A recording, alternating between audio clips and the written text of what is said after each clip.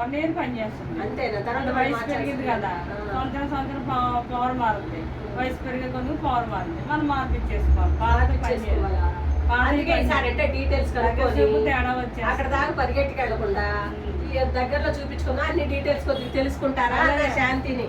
అందుకోసం మీ అడ్రస్ చెప్పింది అండి, అసలు జరిగింది అదే అంతే తప్ప వేరే అభిప్రాయం కాదు.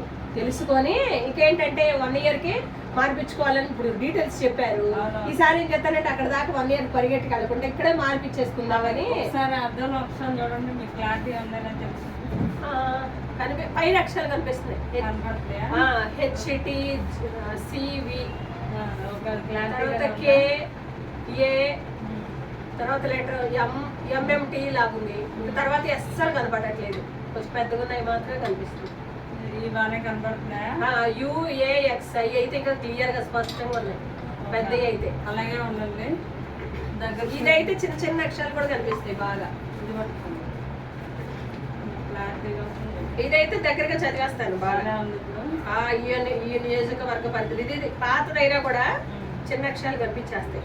ఈ నియోజక పరిధిలో 16 పాయింట్లు. ఇది అలా ఉంచండి, ఎలాగైనా తేడా ఉంటుంది. ఇది పెట్టుకోండి. ఇదైతే అసలు తిరిగే లేదు, క్లియర్ గా స్పష్టం క్లారిటీగా ఉంటుంది ఇది. ఓకేనా? అంటే దానికి దీనికి తేడా ఏంటంటే అది పాత పవర్ కాబట్టి అది కొంచెం లైట్ గా మసగ్గా ఉంటుంది. ఇది కొత్త పవర్ కాబట్టి ప్రజెంటేషన్ కాబట్టి ఇది క్లారిటీగా ఉంటుంది. దానికి దీనికి తేడా చాలా ఉంటుంది. మీరు మార్చుకుంటే సరిపోద్ది. 1 ఇయర్ అయిన తర్వాత అదే ఒకసారి నెంబర్ ఉందిగా మీ దగ్గర, నాకు నో ప్రాబ్లం. అలాగే మీరేం చేస్తారు? నేనేం చేయను.